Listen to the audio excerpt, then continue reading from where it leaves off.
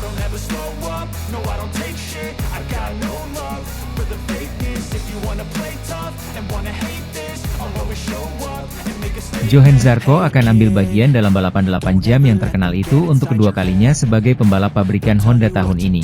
Setelah menang saat debut tahun lalu bersama Takumi Takahashi dan Tepei Nagoe, Zarco terbang Suzuka untuk uji coba pribadi setelah Grand Prix Inggris pada akhir Mei. Pembalap LCR Honda itu mengatakan bahwa logistik pengujian membuatnya sulit dari segi mental dan fisik. Tes di Jepang bagus, kata Jochen Zarco dalam konferensi pers pracara di MotoGP Aragon. Juga mencoba membandingkan performanya dengan Takumi Takahashi yang sangat cepat di lintasan ini. Agak sulit karena kami harus segera bepergian setelah balapan, kami tidak banyak tidur, dan kami harus mengendarai motor, jadi kondisi fisik dan mentalnya kurang baik. Tetapi itu bagus karena begitu Anda mengetahui jalurnya, Anda dapat segera bergerak cukup cepat untuk mempersiapkan 8 jam. Tapi tidak ada yang istimewa dari HRC, karena waktu kami terlalu singkat. Saya hanya menghabiskan 49 jam di Jepang, jadi tidak banyak, tetapi sangat menyenangkan bertemu dengan beberapa penggemar. Setelah Kamis yang saya lalui di Suzuka, hari kedua, beberapa penggemar tahu saya ada di sana dan datang, dan itu sangat mengesankan. Zarco dan Takahashi kemungkinan akan ditemani pembalap ketiga baru untuk Suzuka 8 Hours karena kecelakaan yang dialami Luca Marini saat uji coba seminggu setelah Grand Prix Inggris. Setelah absen di Aragon, Marini kembali melewatkan Grand Prix Italia akhir pekan ini akibat cedera yang dialaminya pada tes Suzuka 8 Hours. Posisinya di samping Joan Mir di kotak Honda HRC Castrol akan diisi oleh Takaaki Nakagami. Sementara itu, Marc Marquez akan berusaha mengamankan kemenangannya yang ke-93 di kejuaraan dunia MotoGP di GP Italia 2025 dengan mengenakan nomor ikoniknya. Marc Marquez terus menunjukkan kemajuan yang mantap di musim MotoGP 2025. Di tahun pertamanya mengenakan warna merah Ducati, juara dunia 8 kali itu tidak diragukan lagi menjadi tolok ukur musim ini. Dengan 7 kemenangan sprint dan 4 kemenangan dalam balapan utama di 8 Grand Prix yang diikuti, dan memimpin setiap hari. Meskipun mengalami kecelakaan pada hari Minggu di Austin dan Jerez. Hal ini telah membantu pebalap Spanyol tersebut, antara lain, untuk memimpin kejuaraan dunia pembalap dengan 32 poin atas saudaranya, Alex Marquez. Dan juga, mengapa tidak menekankannya, untuk meningkatkan statistiknya, yang dapat menerima dorongan yang aneh di putaran berikutnya dalam kalender. Mugello menjadi tuan rumah Grand Prix Italia akhir pekan ini, dan di sana, pebalap 93 tersebut dapat menyamai angkanya dengan kemenangannya yang ke-93 dalam karirnya di kejuaraan dunia.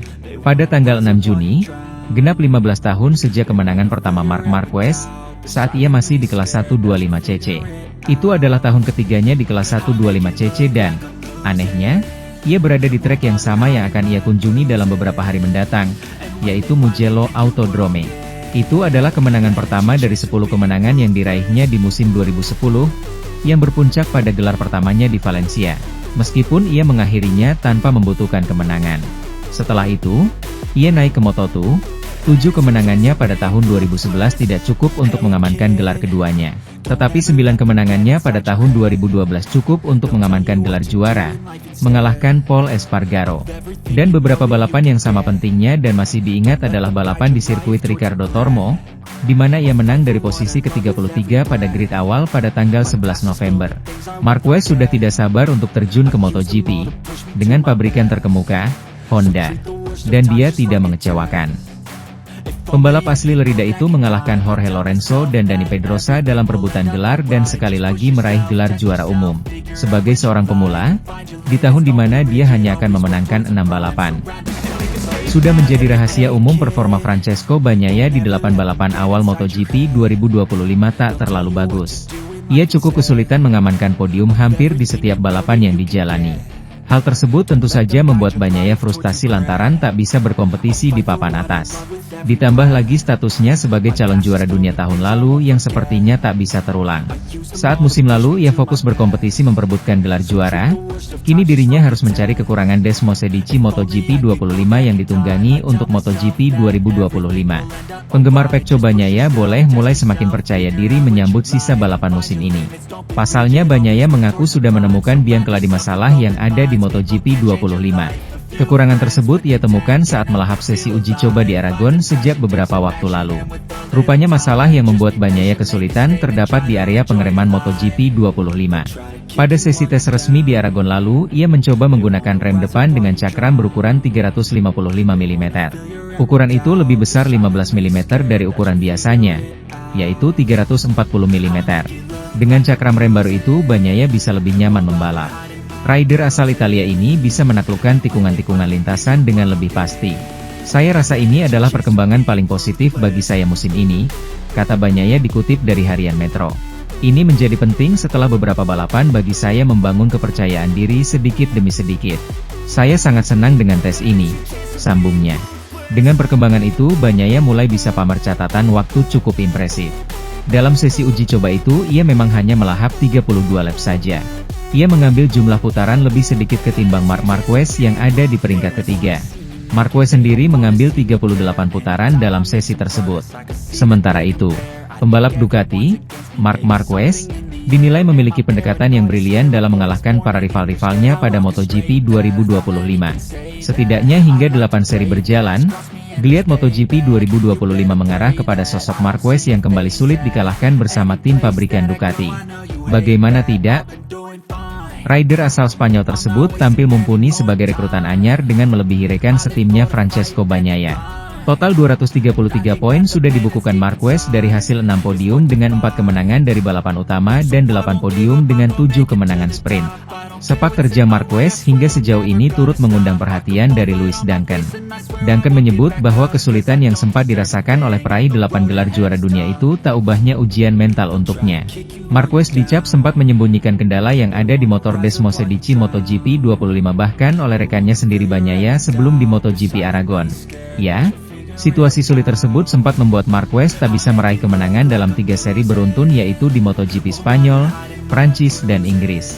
Walau di 2 seri terakhir bisa mendapatkan podium, tapi apa yang dialami Marquez seolah menebalkan pandangan bahwa Ducati sedang mengalami krisis. Dia membicarakannya sepanjang akhir pekan. Saya pikir ada unsur dia terganggu dengan kesalahan-kesalahan ini, ucap Duncan. Dia mengatakan Ducati mengerti kesalahannya, tapi dia tidak boleh terlalu yakin karena sensasinya dengan motornya bagus. Rasanya seperti ujian besar telah diatasi di sini. Aragon adalah sirkuit yang kuat bagi Marquez, begitu pula dengan kota. Sebagai pembalap pabrikan, dia bungkam tentang apa yang berubah pada motornya, imbuhnya. Pada MotoGP Aragon akhir pekan kemarin, pabrikan Italia itu dianggap telah berhasil menghadirkan sensasi seperti awal musim bagi Marquez. Rider berjuluk Baby Alien itu tampil dominan dengan selalu menjadi urutan pertama sejak sesi latihan bebas 1 atau FP1 hingga balapan utama. Sangat sulit untuk mengatakannya, hal itu membuat segalanya menjadi rumit untuk dipahami, kata Duncan menjelaskan. Pada dasarnya, Ducati telah kembali ke sesuatu yang memberinya sensasi seperti di awal musim. Saat Marquez seperti itu di Thailand, Argentina, Austin sebelum crash dia hanya berjarak 2,5 detik dari Bagnaia. Setelah Johann Zarco menang di Le Mans dalam kondisi wet race dan finish kedua di Silverstone dalam kondisi yang dingin, rider LCR Honda itu gagal mencetak poin di MotoGP Aragon yang panasnya mencapai 50 derajat Celcius selama main race hari Minggu. Selain itu, trek di Motorland terkenal memiliki cengkeraman paling rendah dari semua lintasan dalam kalender MotoGP. Namun setidaknya Zarco berhasil lolos ke Q2, tetapi hanya mengamankan posisi ke-12 di grid start. Dan dalam sprint hari Sabtu, dia hanya finish di posisi ke-16. Tren penurunan berlanjut pada main race hari Minggu. Rider asal Kem Prancis itu berada di posisi ke-13 saat dia crash pada lap ke-9. Johann Zarco mengatakan, "Ini mengecewakan, crash tidak pernah menyenangkan. Hal positifnya adalah kami berhasil kembali ke level yang seharusnya kami capai selama akhir pekan pada hari Sabtu. Yang kami butuhkan adalah kecepatan 10 besar dan setidaknya kami berhasil melakukannya. Namun sudah terlambat dan kami tidak siap. Saya terkejut karena saya mampu mencoba menyalip Jack Miller. Suhu ban saya menjadi sangat tinggi dan menurutku itulah sebabnya cengkeramannya hilang.